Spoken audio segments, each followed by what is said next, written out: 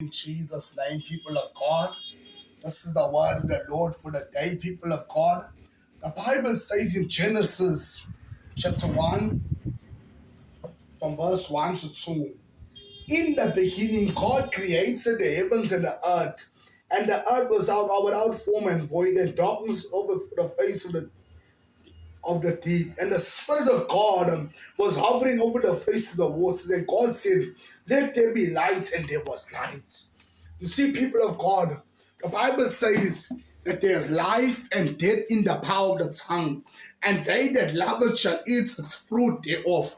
So you see, people of God, we must begin to speak life even over our lives, even when we pray, especially when we pray, because when we pray, we are speaking to Almighty God. When we call in upon the name of the Lord, the Bible says that whosoever calleth upon the name of the Lord shall be saved, people of God.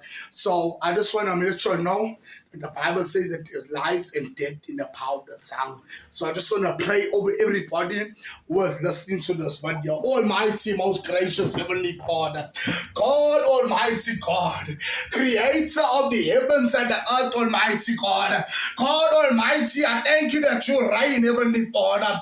God Almighty, I thank you that you're the Alpha and the Omega, the beginning and the end, the first and the last, the great I am, Father God. Father, I pray, Heavenly Father, that your people will seek you, Father God, with all of their hearts, Heavenly Father. God Almighty, creator of the heavens and the earth, mighty God. Father, I pray that your people will begin to speak life over their lives, Father God, even when they are praying, Heavenly Father, in the name of Christ Jesus, my Lord and my Savior, Jesus Christ, Almighty God.